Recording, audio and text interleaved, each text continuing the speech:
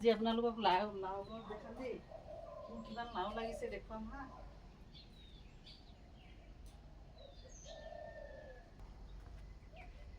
কিমান লাও লাগিছে এইটা চাওক লাও গছৰ। এইটো এটা আৰু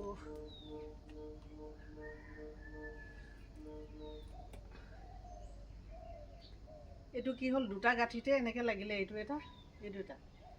এটা গাঁঠিত দুটা গাঁঠিতে ঘনে ঘনে লাগি গ'ল এইকেইটা। এইটো কাইলৈ ছিঙিবলৈ হ'ব, তাৰ পিছদিনাখন এইটো ছিঙিবলৈ হৈ যাব হ'ব দেই। এইটো বিন্ধি দিলে, এটা হেৰিত বিন্ধিলে। মই ক'তো দৰৱ দিয়া নাই। আৰু লাও গছৰ এই অলপ পকা পাতবোৰ কাটি দিব লাগে। তাৰপিছত কি হ'ল, ইয়াতো প্ৰতিটো গাঁঠিতে এটা এটা লাগি গ'ল দেখিলে। প্ৰতিটো গাঁঠিতে এটা এটা লাগি গ'ল। এইটো ছিঙিবলৈ হৈ গৈছে।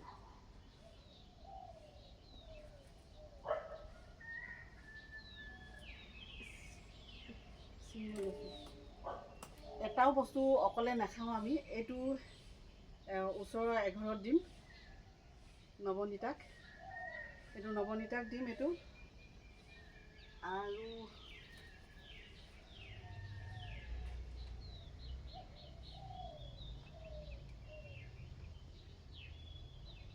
চাব দেই,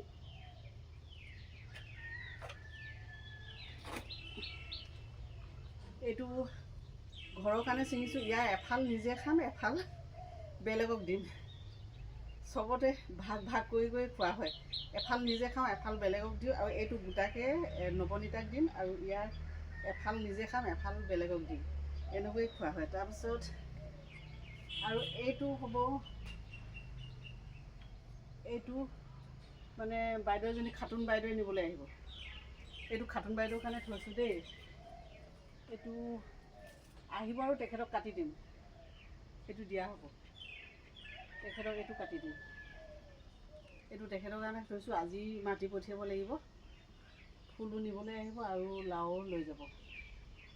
এনেকৈ প্ৰতিটো বস্তু ভাগ কৰি খোৱা হয়। এইবোৰ ঘৰৰ চব্জিবোৰ বিক্ৰী কৰা নহয়। এনেকৈ বিক্ৰী কৰা নহয়। কিমান ধুনীয়া বস্তু চাওকচোন। আৰু লাওটো কাটোতে আপুনি গম পাব কিমান ভাল। যদি লাও গছৰ টিপছ লাগে আপোনালোকে কমেণ্ট ছেকশ্যনত কমেণ্ট কৰিবচোন। যদিহে টিপছ লাগে তেতিয়াহে দিম, যদি নালাগে নিদিওঁ হা। যদি প্ৰতিটো গাঁঠিত যদি লাও লগাব লাগে, আপোনাৰ যদি লগাব বিচাৰে, তেতিয়াহ'লে মই কি সাৰ দিলে সেইটো প্ৰতিটো গাঁঠিত মানে লাও লাগে, তাৰ ওপৰত টিপছ মই আপোনালোকক ভিডিঅ' দিম। যদিহে লাগে আপোনালোকে ক'ব, যদি ভিডিঅ' লাগে। নহ'লে নিদিওঁ, কাৰণ এইবিলাকৰ চব্জি ভিডিঅ'বিলাকত ভিউছে নাহে, সেইটো কাৰণে মানে দিয়া নহয়। যদি আপোনালোকক যদি গাঁঠিয়ে লাও লগাব বিচাৰে, তেতিয়াহ'লে এটা টিপছ আছে, মানে এটা সাৰ আছে, জৈৱিক সাৰ। আৰু সেইটো দিলে আপোনাৰ গাঁঠিয়ে লাও লাগিব। 10টাতকৈ অধিক চিঙা হ'ল, কিন্তু চব বিলোৱা হ'ল।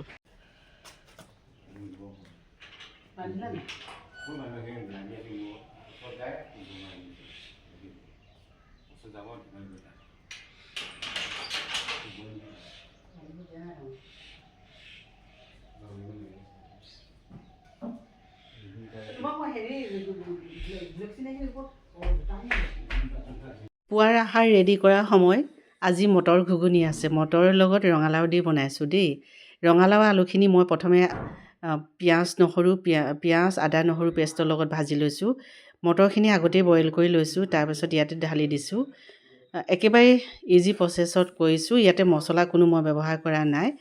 শেষত লাষ্টত মই অলপ মিট মছলা দিয়া হ'ব। মিট মছলা দিলে ইয়াৰ টেষ্টটো খাবলৈ খুব মজা হয়। আৰু তেজপাত দিছোঁ, জলকীয়া কাটি দিছোঁ।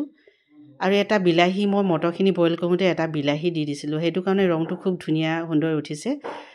আৰু পিঁয়াজখিনি ভাজোঁতে তাতে এচামুচ চেনি দিছিলোঁ। ৰঙালাও বনালে সদায় এচামুচ চেনি দি দিবচোন, খাবলৈ খুব ভাল লগা হয়।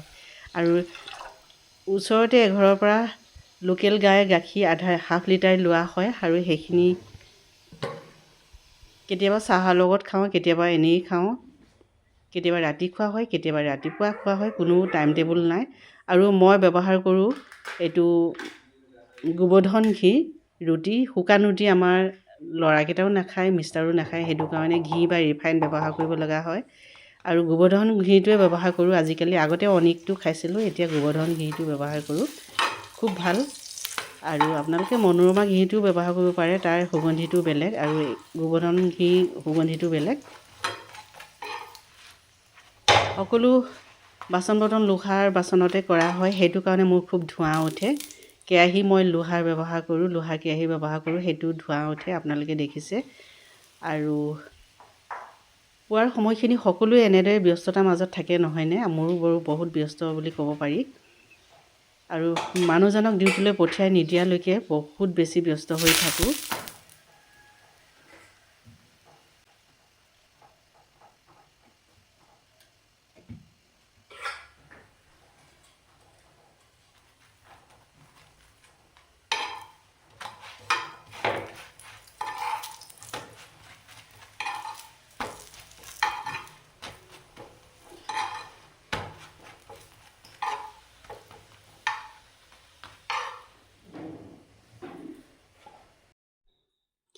আৰু ৰঙালাওখিনি গোটা গোটাকৈ নথৈ এইখিনি ভাঙি দিব লাগে, তেতিয়াহে খাবলৈ বেছি টেষ্ট হয়। নহ'লে গোটা গোটা যদি থৈ দিয়ে ৰঙালাওবিলাক, তেতিয়াহ'লে খাবলৈ টেষ্ট নুঠে। আৰু এতিয়া নিজৰ পেট পূজা কৰি ল'বলৈ লৈছোঁ। আৰু মিষ্টাৰক টিফিন ভৰাই দিছোঁ। তেওঁক নপঠিওৱালৈকে একেবাৰে কামৰ আজৰি নাই, ভিতৰতে সোমাই থাকিব লাগে, ইটো লাগে সিটো লাগে, সকলোখিনি বহুত বেছি ব্যস্ততা। মানে ইমান বেলেগ কামবিলাক মোৰ থাকি যায়, মানে নোযোৱালৈকে 9টা বজালৈকে মই একো কৰিবলৈকে নোৱাৰোঁ। তেওঁক পঠিয়াই দিয়াৰ পাছত এতিয়া মই নিজে খাবলৈ লৈছোঁ। মই মটৰ ঘুগুনি খাই খুব বেয়া পাওঁ। অকণমান লৈছোঁ, কেইচামুচমান মটৰ ঘুগুনি লৈছোঁ, অলপ পৰিমাণৰ লৈছোঁ দেই, ৰুটি 2টা লৈছোঁ আৰু গাখীৰ একাপ। কাম কৰাৰ আগতে যদি ভালদৰে খাই লোৱা নহয়, স্বাস্থ্যটো খুব বেয়া ধৰণে পৰি যায়। সেইটো কাৰণে অলপ খাই লওঁ। ৰাতিপুৱা পুৱাৰ লাল চাহ আৰু বিস্কুট খোৱা হয়, তাৰপাছতে কামত লাগোঁ। আৰু 9টা 10টা বজাত যদি ব্ৰেকফাষ্ট নকৰোঁ, তেতিয়াহ'লে যদি 11টা 12টালৈকে যদি কামে কৰি থাকিব লগা হয়, স্বাস্থ্যটো খুব বেয়া ধৰণে পৰি যায়। সেয়া মই নিজে প্ৰমাণ পাই থৈছোঁ। কিন্তু বেছি খালেওতো পেটটো বহুত বেছি পৰিমাণৰ বাঢ়ি যায়।